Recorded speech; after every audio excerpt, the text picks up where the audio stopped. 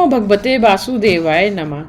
कल की कथा में आपने मंगलाचार के महत्व, परमात्मा का ध्यान और चिंतन तथा परमात्मा के स्वरूप को जाना था तथा साथ ही साथ भागवत के फल और उसकी निष्काम भक्ति के बारे में भी जाना था। आज की कथा में आप श्री सूत जी से शौनकादिक ऋषियों ने जो प्रश्न पूछे थे और भगवत कथा और भगवत भक्ति के महात्म्य के बारे में जानेंगे। नैमिषारण्य में 88,000 ऋषियों का ब्रह्मसूत्र हुआ। उस ब्रह्मसूत्र में एक बार सूत जी पधारे। शौनक जी ने सूत जी से प्रश्न पूछा कि जीव मात्र का कल्याण कैसे हो सकता है। कल्याण का सुलभ और सरल मार्ग बताइए। मनुष्यमान के कल्याण का उपाय बताइए। कलयुग के शक्तिहीन मनुष्य भी जिसका उपयोग कर सके ऐसा कोई साधन बताइए। इस कलयुग के मानव मंद बुद्धि और मंद शक्ति हैं, सो कठिन मार्ग नहीं अपना सकेंगे। कलयुग के मनुष्य भोगी होने से मंद बुद्धि कहे गए हैं। कलयुग के मानव ऐसे भोगी हैं कि एक ही आसन पर बैठकर 8 घंटे ध्यान नहीं कर सकते। वे अपने को चतुर मानते हैं, किंतु व्यास जी ऐसा मानने को तैयार नहीं है। संसार के विषयों के पीछे जो लगा रहे उसे प्रवीण कैसे कहा जाए। शास्त्र कहता है कि 100 काम छोड़कर भोजन करो, 1000 काम छोड़कर स्नान करो, लाख काम छोड़कर दान करो और करोड़ काम छोड़कर प्रभु का स्मरण करो, ध्यान करो, सेवा करो। घर के कामों को करने के बाद माला मत फेरो, किंतु प्रभु नाम का जप करने के बाद सब काम करो। करोड़ कामों को छोड़कर भगवान का स्मरण करो। कलयुग के मनुष्य जो काम करना है उसे नहीं करते हैं और जिसे नहीं करना है वही पहले करते हैं। इसी से व्यास जी ने उन्हें मंद बुद्धि कहा है। विस्तार पूर्वक आप श्री कृष्ण कथा सुनाइए। कृष्ण कथा से तृप्ति नहीं होती, वैसे ही दर्शन से तृप्ति नहीं होती। द्वारका के कृष्ण का स्वरूप दिव्य है, श्रीनाथ का स्वरूप मनोहर है। दर्शन से तृप्ति नहीं होती। भगवान के मंगलमय अवतार कथाओं का वर्णन करो। भगवान की लीला कथा सुनकर हम कभी तृप्त होते ही नहीं हैं। कलयुग में जब अधर्म बढ़ता है तब धर्म किसका आश्रय लेता है। प्रथम स्कंद का प्रथम अध्याय प्रसन्नाध्याय कहलाता है। समुद्र पार करने वाले को जैसे कर्णधार का आश्रय है वैसे आप हमें मिले हैं। आप भगवान हमारे केवट हैं। कुछ इस रीति से आप कथा सुनाएं कि जिससे हमारे हृदय द्रवित हो। प्रभु की कृपा के कारण ही आप हमें मिले हैं। परमात्मा से मिलने की आतुरता के कारण ही संत का मिलन होता है। जीव जब परमात्मा से मिलने के लिए आतुर होता है तो परमात्मा की कृपा से संत मिलते हैं। स्वाद भोजन में नहीं है, भूख के कारण ही है। मनुष्य को परमात्मा मिलन की भूख जब तक न लगे तब तक संत मिलने पर भी उसके प्रति सद्भाव नहीं जगता। इसका एक ही कारण है कि जीव को भगवत दर्शन की इच्छा ही नहीं हुई है। वक्ता का अधिकार सिद्ध होना चाहिए और श्रोता का भी अधिकार सिद्ध होना चाहिए। श्रवण के 3 प्रधान अंग हैं। श्रद्धा, श्रोताओं को चाहिए कि वे मन को एकाग्र करके श्रद्धा से कथा सुने। दूसरा है जिज्ञासा, श्रोता को जिज्ञासु होना चाहिए। जिज्ञासा के अभाव में मन एकाग्र नहीं होगा और कथा का कोई असर भी ना होगा। बहुत कुछ जानने की जिज्ञासा ना होगी तो कथा श्रवण से कोई विशेष लाभ ना होगा। तीसरा है निर्मत्सरता, श्रोता के मन में जगत के किसी भी जीव के प्रति मत्सर नहीं होना चाहिए। कथा में दीन और विनम्र होकर जाना चाहिए। पाप को छोड़कर भगवान से मिलने की तीव्र आतुरता की भावना से कथा श्रवण करोगे तो भगवान के दर्शन होंगे। प्रथम स्कंद में शिष्य का अधिकार वर्णित है। एक महात्मा रामायण की कथा सुना रहे थे। कथा समाप्त होने पर किसी श्रोता ने महात्मा से पूछा कि कथा तो सुनी पर मुझे यह समझ नहीं आया कि राम राक्षस थे या रावण। तो महात्मा ने उसे उत्तर दिया कि ना तो राम राक्षस थे और ना रावण। राक्षस तो मैं ही हूँ कि जो तुझे कुछ भी समझा ना सका।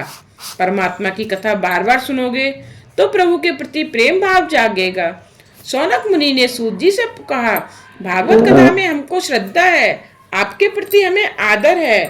अनेक जन्मों के पुण्यों का उदय होने पर ही अधिकारी वक्ता के मुख से कथा सुनने का सौभाग्य प्राप्त होता है। प्रथम श्रवण भक्ति है। रुक्मणी ने अपने पत्र में लिखा था कि तुम्हारी कथा सुनकर ही तुमसे विवाह करने की इच्छा हुई थी। श्रुत्वा शब्द वहाँ है, भगवान के गुण सुनने से उनके लिए प्रेम भाव उत्पन्न होता है। श्रोता और वक्ता दोनों विनयी होने चाहिए। सूत जी श्रोताओं को साधुवाद देते हैं। वे कहते हैं, कथा सुनकर तुम्हें जो करना चाहिए वह तो तुम करते हो। तुम शांति से सुनते हो, तो मेरा मन भी भगवान में स्थिर होता है। तुम ज्ञानी हो, प्रभु प्रेम में पागल हो, परंतु मेरा कल्याण करने के लिए प्रश्न पूछते हो। कथा सुनाकर मैं तो अपनी बाड़ी को पवित्र करूंगा। शिव महिम्न स्त्रोत में पुष्पदंत ने भी कहा है कि शिव तत्व का वर्णन वैसे तो कौन कर सकता है। मैं तो अपनी बाड़ी को पवित्र करने चला हूँ। आरंभ में सुखदेव को वंदन करते हैं, फिर भगवान नारायण को वंदन करते हैं। नारायणम नमस्कृत्य, भारत के प्रधान देव नारायण हैं। श्री कृष्ण गोलोक में पधारे। सभी अवतारों की समाप्ति हुई, किंतु नारायण की ना तो समाप्ति हुई है और ना होगी। भारत की प्रजा का कल्याण करने के लिए वे आज भी तपश्चर्या कर रहे हैं। श्री शंकराचार्य जी को नर नारायण का दर्शन हुआ तो उन्होंने कहा कि मैं तो महान योगी हूँ, इससे आपका दर्शन कर सका हूँ, किंतु कलयुग के भोगी जन भी आपके दर्शन कर सकें, ऐसी कृपा कीजिए। भगवान ने उन्हें उस समय बद्री नारायण के नारायण कुंड में स्नान करने का आदेश दिया और कहा, वहां से तुम्हें मेरी जो मूर्ति मिलेगी उसकी स्थापना करना। बद्री नारायण भगवान की स्थापना शंकर स्वामी ने की है। शंकराचार्य का प्रथम ग्रंथ है विष्णु सहस्त्रनाम की टीका। मन से मानस दर्शन का पुण्य बहुत लिखा गया है। नारायण को मन में प्रणाम करो, जो जाए बद्री उसकी काया सुधरी। बद्री नारायण तीर्थ में लक्ष्मी की मूर्ति मंदिर के बाहर है।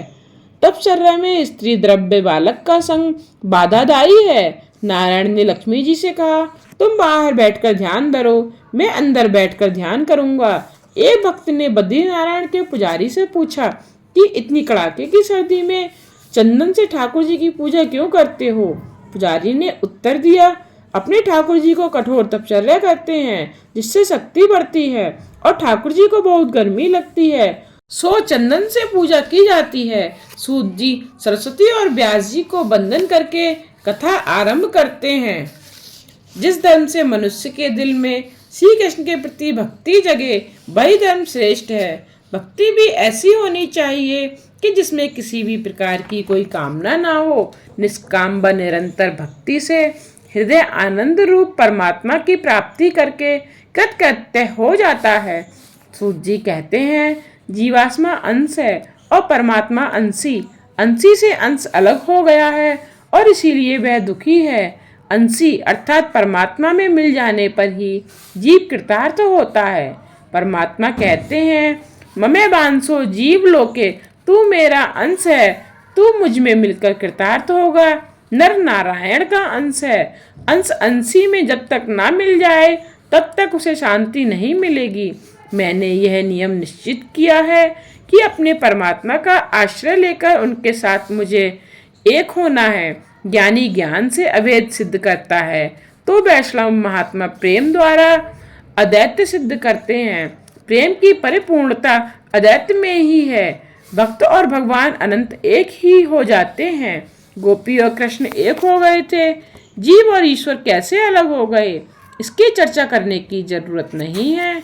ईश्वर से जीव का वियोग हुआ है, यह सत्य है। यह वियोग कैसे और कब से हुआ, इसके विवाद में समय का व्यय करने की कोई आवश्यकता नहीं है और इससे कोई लाभ भी नहीं है। धोती पर दाग लगने पर वह कब और कैसे लगा, इस पर ही सोचते रहने से वह दाग दूर नहीं होगा। उस दाग को दूर करने के लिए धोती स्वच्छ होगी। इस तरह ईश्वर से मिलने का प्रयत्न करें, यही इष्ट है। जब जीव निर्भय बनता है तभी वह भाग्यशाली होता है। जिसके सिर पर काल का भय है वह निर्भय कैसे हो सकता है? भाग्यशाली तो वह है जिसे मृत्यु का भय नहीं है। ध्रुव पांडव ब्रजभक्त धन्य है कि जिनके अधीन काल था। ईश्वर को यह प्रच्छा और उपेक्षा होती है कि मनुष्य को दी गई बुद्धि और मन का उसने क्या किया। जीव को मृत्यु के दिन अर्थात हिसाब देने के दिन भय लगता है। जिसका जीवन साफ है उसका हिसाब साफ है। जिस दिन इनकम टैक्स का अधिकारी किसी गृहस्थ से 1,00,000-2,00,000 रुपए का हिसाब मांगता है तो वह ग्रस्त डर जाता है। तो फिर जब ईश्वर सारे जीवन का हिसाब मांगेगा तो क्या दशा होगी? क्या इसका भी कभी विचार किया गया है? किए हुए पापों की याद अंतकाल में जब आने लगती है तो जीव भयभीत हो जाता है। जब तक मृत्यु का भय है तब तक जीव को शांति नहीं मिलेगी। भगवान जब जीव को अपना लेते हैं तब भगवान का सेवक काल जीव का कुछ भी अहित नहीं कर सकता। उपनिषद में कहा है, जीव और ईश्वर साथ साथ बैठे हुए हैं, फिर भी जीव ईश्वर को पहचानता नहीं है। जीव बहिर्मुख बने तो वह अंतर्यामी को पहचान सके। एक व्यक्ति को मालूम हुआ कि गंगा किनारे रहने वाले एक संत के पास एक पारसमणि है। पारसमणि पाने की इच्छा से वह व्यक्ति संत की सेवा करने लगा। संत ने कहा कि मैं गंगा स्नान करने जा रहा हूँ, वापस आकर मैं तुझे पारसमणि दूंगा। संत तो ऐसा कहकर चले गए। अब इस व्यक्ति के मन में पारसमणि के लिए अकुलाहट बढ़ती गई। उसने संत की गैरहाजिरी में सारी झोपड़ी छान डाली, परंतु पारसमणि उसके हाथ नहीं लगी। संत वापस आए। संत ने यह जान लिया तो पूछा कि क्या इतना भी धीरज नहीं है? पारसमणि तो मैंने उस डिबिया में रखी है। ऐसा कहकर उन्होंने एक डिबिया नीचे उतारी। वह डिबिया तो लोहे की थी। तो उस व्यक्ति ने सोचा कि यह कैसा पारसमणि है, क्योंकि जिस डिबिया में वह पारसमणि रखी गई थी वह तो लोहे की थी। इस पारसमणि ने उस डिबिया को सोने की क्यों ना बनाया? क्या यह पारसमणि असली है या तो ये संत मजाक कर रहे हैं? उसने संत से पूछा कि यह डिबिया पारसमणि का स्पर्श होने पर भी लोहे की क्यों रह गई और सोने की क्यों न बनी? तो संत ने उसे बताया कि वह पारसमणि एक गुदड़ी में रखी थी, वह आवरण में थी, सो डिबिया सोने की न बनने पाई। इसी प्रकार ईश्वर और जीव हृदय में एक ही स्थान में रहते हैं, परंतु दोनों के बीच वासना का पर्दा है और फलता दोनों का मिलन नहीं हो पाता। अर्थात ईश्वर को जीव पहचान नहीं सकता और जीव का ईश्वर से मिलन नहीं हो पाता। जीवात्मा डिबिया है और ईश्वर पारसमणि है। दोनों के बीच पर्दा है जिसे हटाना आवश्यक है। अहम और ममता रूपी चिथड़ा दूर करना है। साधना करने पर भी सिद्ध न मिले तो साधक के प्रति साधक के मन में उपेक्षा भाव जागता है। जीव साधक है, सेवा स्मरण साधन है। श्री कृष्ण साध्य हैं। विष्णु भगवान की भक्ति करना पुरुषों का परम धर्म है। लोग मानते हैं कि भक्ति मार्ग बिल्कुल आसान है। सुबह भगवान की पूजा की बस हो गई छुट्टी, फिर वे सारा दिन भगवान को बुलाए रहते हैं। ये भक्ति नहीं है। 24 घंटे ईश्वर का स्मरण रहे, यही भक्ति है। भक्ति में आनंद है, किंतु मनुष्य केवल शरीर से भक्ति करता है, मन से नहीं। वाणी भगवान के नाम का उच्चारण ना करें तो वह सब व्यर्थ है। मन संसार के विषयों में रमता रहे और शरीर ठाकुर जी की सेवा करे तो वैसी सेवा में कोई आनंद नहीं रहेगा। सेवा में क्रिया मुख्य नहीं है, भाव ही प्रधान है। सब विषयों में से मन को हटाओगे तब सेवा में आनंद आएगा। सर्वेषाम अविरोधेन ब्रह्म कर्म समारभे। सेवा करने बैठो तो पहले भावना करो। सेवा करने पर भी भगवान के दर्शन ना हो सके तो दोष अपना ही है। सेवक को सेवा करने के बाद मेरा पाप गया, मेरा दुख गया, मेरा दारिद्र्य मिटा, मैं कृतार्थ हुआ, ऐसी भावना होनी चाहिए। सेवा करने पर ऐसा भाव नहीं हो तो सेवा पूजा से कोई आनंद नहीं होगा। संसार के विषयों को मन से हटाओ। जब तक नहीं हटाओगे तब तक सेवा में आनंद नहीं होगा। सेवा यह भावना है। परमात्मा की सेवा तभी होगी जब संसार के विषयों का प्रेम कम होगा। परमात्मा से प्रेम करना है तो विषयों का प्रेम छोड़ना ही होगा। प्रेम अगली अति साकरी, तामे दो ना समाही। प्रेम की संकरी गली में दोनों का निर्वाह नहीं होगा। जगत का बंधन ना छोड़ोगे तब तक ब्रह्म संबंध नहीं होगा। संसार के विषयों का मोह धीरे धीरे छोड़ो। संसार को छोड़ के कहाँ जाओगे? संसार त्याग करने की आवश्यकता नहीं है, विषयों का मोह छोड़ने की जरूरत है। व्रत में त्याग करने की आज्ञा है, वह हमेशा के त्याग के लिए। हमेशा का त्याग हो नहीं सकता, इसलिए व्रत विधि बताई गई है। धीरे धीरे संयम बढ़ाओगे, वैराग्य बढ़ाओगे तो ईश्वर सेवा में, ध्यान में अनूठा आनंद आएगा। एक समय एक चौबे जी मथुरा से गोकुल जाने को निकले। नौका में बैठकर यमुना जी को पार करना था। चौबे जी भंग के नशे में थे। वे नौका में बैठे और चप्पू चलाने लगे। अपने बाहुबल पर पूर्ण विश्वास होने से कहने लगे कि नाव अभी गोकुल पहुंच जाएगी। चौबे जी ने सारी रात नाव चलाई। सुबह हुई। चौबे जी सोचने लगे ये मथुरा जैसा कौन सा गांव आया। किसी से पूछा कि ये कौन सा गांव है। उत्तर मिला कि मथुरा है, वही विश्राम घाट और वही मथुरा। नशा उतरने पर चौबे जी को अपनी मूर्खता का भान हुआ। चौबे जी ने सारी रात नाव चलाई, किंतु नाव तो रस्सी के जरिए घाट से बंधी हुई थी। नशे के असर में वे नाव खोलना ही भूल गए थे और सारी रात चलाने पर भी वहीं रह गए। यह कथा हंसने के लिए नहीं कही गई। मत हंसो, यह अवस्था चौबे जी की नहीं, हम सबकी है। सभी इंद्रियां सुख के नशे में चूर हैं। जीव को इंद्रिय सुख भोगने का नशा चढ़ गया है। स्पर्श सुख का, संसार के विषय सुख का नशा चढ़ा हुआ है। धन के नशे में मनुष्य मंदिर जाता है। वह नशे में होने के कारण ठाकुर जी का सच्चे मन से चिंतन नहीं करता है, अतः उसे भगवान के दर्शन का आनंद नहीं होता। दुनिया के विषय सुंदर नहीं है, केवल परमात्मा ही सुंदर है। वासना रूपी डोरी से विषय में बंधी हुई इंद्रियों को छुड़ाना है। वासना किसी को आगे नहीं बढ़ने देती। वासना की डोरी को नहीं तोड़ोगे तब तक आगे बढ़ नहीं सकोगे। वासना रूपी डोरी से इस जीव की गांठ संसार के साथ बंधी हुई है, उसे छोड़ना है। हृदय में कोई वासना नहीं रहेगी, तब भक्ति से आनंद मिलेगा। सर्वोत्तम वस्तु का भगवान को अर्पण करना ही भक्ति है। बिना वैराग्य के भक्ति रोती है, वो भक्ति में बाधक है। संयम और सदाचार बढ़ाओगे तो भक्ति में आनंद मिलेगा। सुखी होना है तो संसार के विषयों के साथ ज्यादा प्रेम मत करो। घर में ही वैराग्य का साधन करो। बिना वैराग्य के ज्ञान और भक्ति की शोभा नहीं है।